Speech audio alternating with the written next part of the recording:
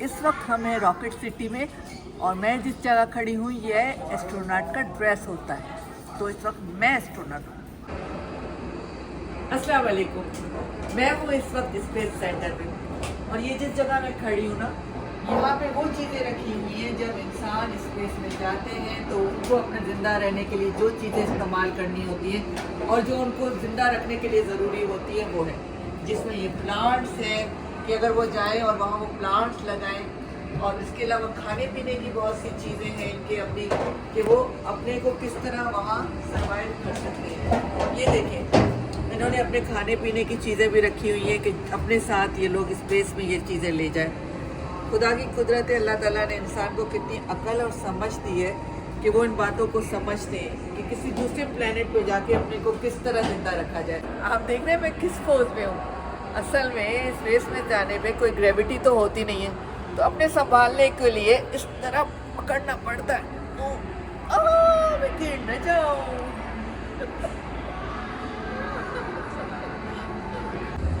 और अब आपको मैं वो रॉकेट दिखाती हूँ जो इलन मस्क का बनाया हुआ है, और ये रॉकेट सीधा इंसान को ले जाके किसी भी प्लेनेट पे पहुँच जाता है। तो आए मेरे साथ, मैं आपको ये रॉकेट दिखाती हूँ।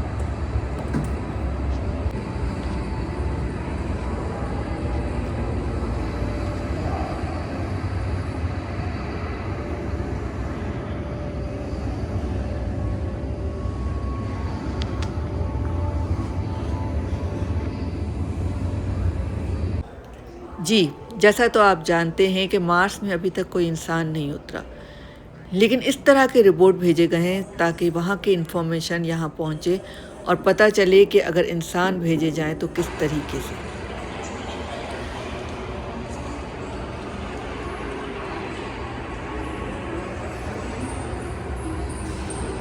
व्यूअर्स, आप देख रहे हैं मेरे पीछे क्या है, ब्लू ओरिजिन, जो जेफ बेजोस अमेज़न कंपनी के जो ऑनर हैं उनका एक प्रोग्राम है। ये फ्यूचर का प्रोग्राम है और जब ये प्रोग्राम हो जाएगा तो इसके ज़रिए लाखों लोग प्लेनेट में जा सकेंगे और वहाँ ज़िंदगी गुजार सकेंगे।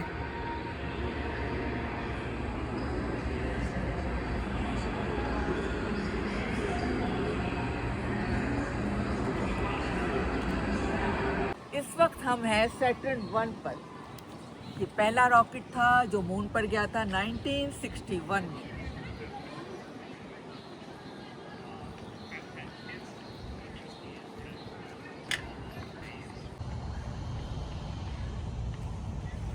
आप मेरे पीछे व्हीकल देख रहे हैं, ये वो व्हीकल है जिसको इस्तेमाल करके उन्होंने पहला बंदा मून पर उतारा था, नील आर्मस्ट्रॉन्ग, और वो उन्होंने इसके ज़रिए मून पर वॉक की थी। इसके ज़रिए पहला इंसान मून पर उतरा। तो ये वो व्हीकल है, देखिए आप।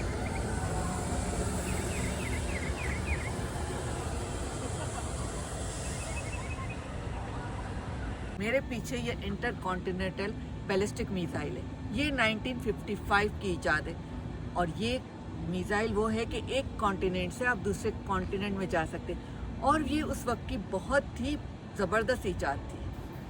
ये स्पेस लैब है जिसमें एस्ट्रोनॉट बैठ के रह सकते हैं स्पेस में और रिसर्च कर सकते हैं। हमने सैटर्न 1 देख लिया और ये है सैटर्न 5, 1999 का लेटेस्ट सैटर्न, जो मून लैंडिंग के काम आता है।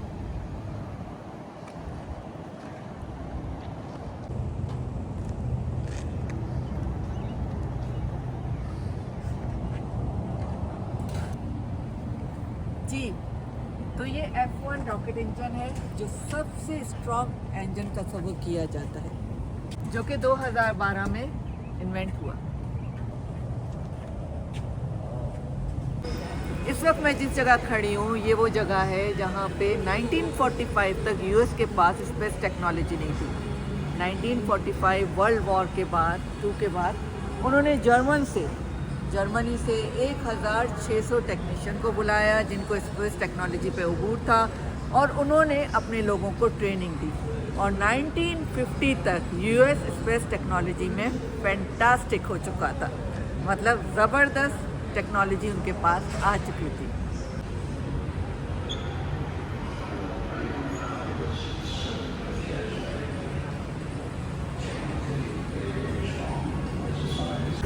आप मेरे पीछे ये रॉकेट देख रहे हैं, ये 1932 में जर्मनी ने बनाना शुरू कर दिया था, लेकिन वो 1945 में वर्ल्ड वॉर 2 हार चुका था।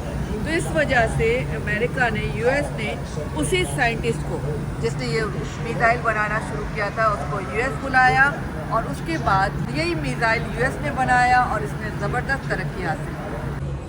1959-28 में तक सोवियत जो था बहुत आगे जा चुका था स्पेस टेक्नोलॉजी में। तो यूएस ने क्या किया कि सबसे पहले जो स्पेस में भेजे वो 2 मॉन्की भेजे, जी 2 बंदर भेजे स्पेस में। और ये आप देख रहे हैं, ये चैम्बर है मॉन्की का, कि पहले इन्होंने जब अपना तजुर्बा किया ये बंदरों पे किया। तो इस वक्त मैं जेमिनी प्रोग्राम के सामने खड़ी हूँ। जेमिनी प्रोग्राम वो है जिसमें एस्ट्रोनॉट्स को ट्रेनिंग दी जाती थी कि किस तरह वो स्पेस में जाके रहें और अपने को ट्रेन कर सकें। और इसी प्रोग्राम की बदौलत पहला इंसान मून पर उतरा था और वहाँ वॉक की थी।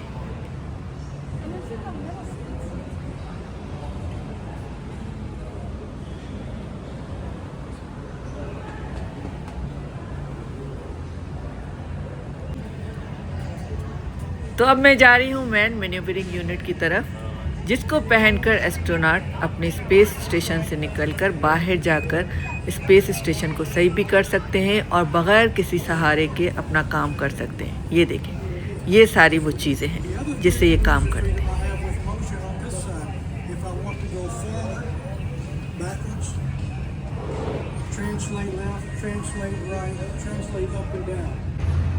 शुरू में ये जब रॉकेट ईजाद हुआ तो वहाँ तक जब ये रॉकेट में बैठ के जाते थे एस्ट्रोनॉट्स, तो वहाँ तक पहुँचते रॉकेट के बहुत से हिस्से गायब हो चुके थे और सिर्फ वो हिस्सा बचता था जिसमें वो इंसान बैठा हुआ है। और वो जब ज़मीन पे लैंड करता था तो उसके लिए उसको बहुत मेहनत करनी पड़ती थी। लेकिन जैसे जैसे तरक्की होती गई, वक्त बदल गया, तो 30 साल पहले स्पेसशिप ईजाद हुई। स्पेसशिप न सिर्फ रॉकेट के साथ जाती है बल्कि वो रॉकेट के अंदर भी फिट हो जाती है।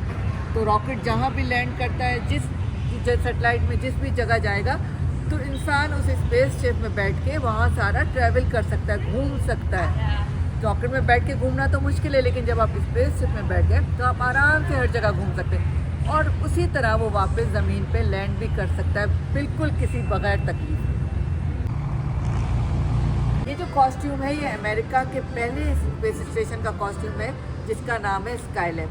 स्काईलैब में ये होता है कि वहाँ लोग रहते हैं, इन्वेंशन करते हैं और इसी तरह काम चलता रहता है।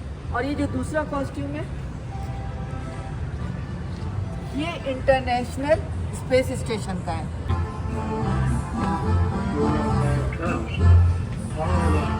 ये स्पेस क्राफ्ट है जो रॉकेट के अंदर लगा होता है। जब लोग वहाँ स्पेस में पहुँचते हैं रॉकेट, तो ये जगह होती है जहाँ ये सोते हैं और इनके सोने की, रहने की जगह होती है।